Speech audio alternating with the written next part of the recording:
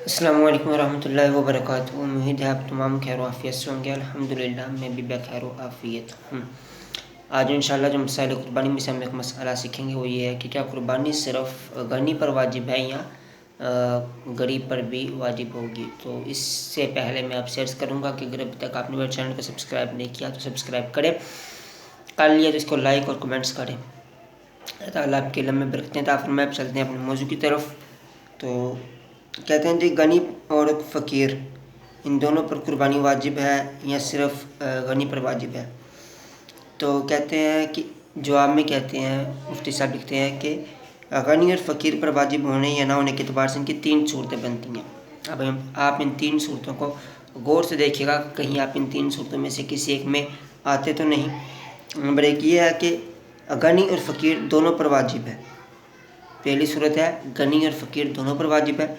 دوسری میں صرف فقیر پر واجب ہے، غنی پر واجب نہیں ہے۔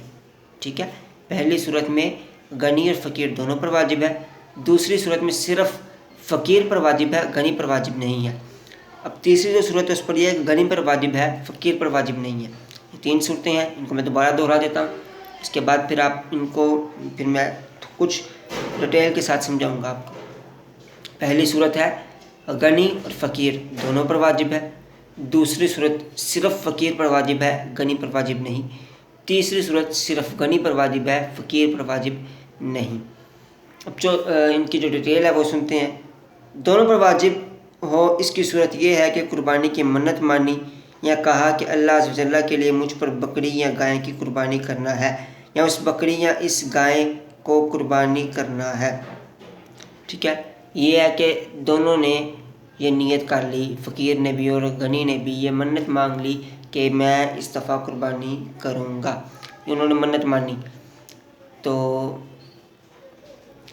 اب اگر منت مان لی یا کسی نے کہا کہ میں اللہ تعالیٰ کی راہ میں یہ بکری یا گائے ذبح کروں گا، تو اس طرح دونوں پر قربانی واجب ہو جائے گی۔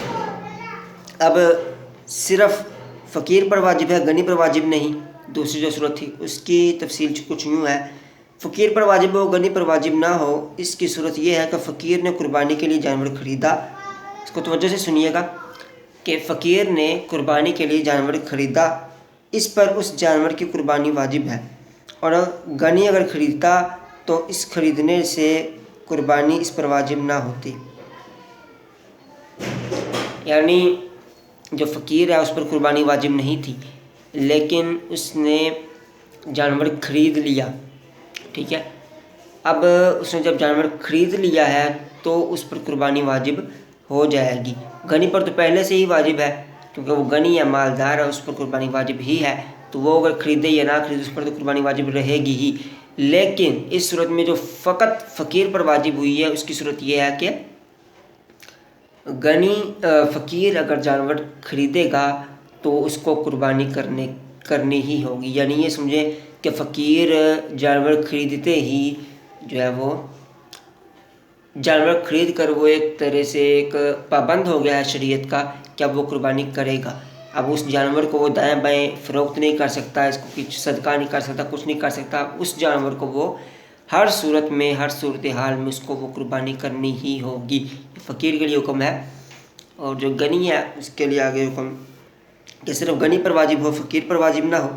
اس کی صورت یہ ہے کہ قربانی کا وجوب نہ خریدنے سے ہو، نہ منت ماننے سے، بلکہ خدا نے جو اسے زندہ رکھا ہے اس کے شکریہ میں، اور حضرت ابراہیم علیہ السلام کی سنت کے احیاء میں زندہ کرنے میں جو قربانی واجب ہے وہ صرف غنی پر ہے۔ ٹھیک ہے، یعنی پہلی صورت جو گزری، پہلی دو صورتیں اس میں یہ تھی کہ منت ماننی ہو، دوسری صورت جو گزری اس میں یہ ہے کہ فقیر نے جانور خرید لیا تو اس پر قربانی واجب ہوگی، غنی جانور خریدے گا تو اس پر قربانی واجب نہیں ہوگی قربانی کی نیت سے۔ تو اب تیسری صورت جو ہے کہ صرف غنی پر واجب ہے وہ یہ ہے کہ جو نہ تو منت سے ہو نہ خریدنے سے ہو، فقط جو اللہ تعالیٰ نے اس کو زندگی دی یا سنت ابراہیمی ادا کرنے کی نیت سے جو وہ قربانی کرے گا، تو اس نیت سے اگر وہ قربانی کرے تو اس پر وہ قربانی واجب ہے، اور وہ قربانی صرف غنی پر واجب ہے، فقیر پر واجب نہیں ہے۔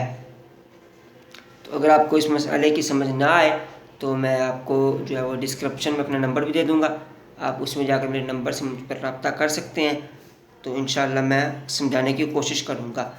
اگر پھر بھی سمجھ نہیں آئی تو پھر اپنے اساتذہ کرام سے یا اپنے جو سینئر علماء کرام ہیں ان سے رابطہ کر کے آپ تک میں اس بات کو پہنچاؤں گا۔ تو ڈسکرپشن میں آپ جا کر میرا نمبر جو ہے اس کو نوٹ کر لیجئے گا، اور اس میں صرف مسئلہ پوچھنے کے لیے مجھ سے رابطہ کیجیے گا۔ اگر معلوم ہوگا تو انشاءاللہ آپ کو بتا دیا جائے گا، اگر معلوم نہ ہوا تو پھر جو ہے میں اپنے اساتذہ سے پوچھ کے بتاؤں گا۔ اور مسئلے کے جواب کے لیے آپ کو پورا ایک دن ویٹ کرنا ہوگا۔ ایک دن میں ایک مرتبہ مسئلہ پوچھ لیں، دوبارہ اس مسئلے کے لیے آپ ایک دن سے پہلے مجھے جو ہے وہ رابطہ نہ کیجیے گا برائے مہربانی، کیونکہ کچھ مصروفیت ہوتی ہے۔ تو اور اگر میں استادوں سے بھی پوچھوں تو ان کی بھی مصروفیت ہوتی ہے، اور اگر استادوں سے پوچھ کر میں آپ کو بتاؤں تو اس میں 2 دن بھی لگ سکتے ہیں۔ تو اس لیے آپ جو ہے رابطہ کرنے میں کچھ محتاط رہیے گا۔ السلام علیکم ورحمۃ اللہ وبرکاتہ۔ تو ہمیں یاد رکھیے گا، چینل کو سبسکرائب اور لائک ضرور کیجیے گا۔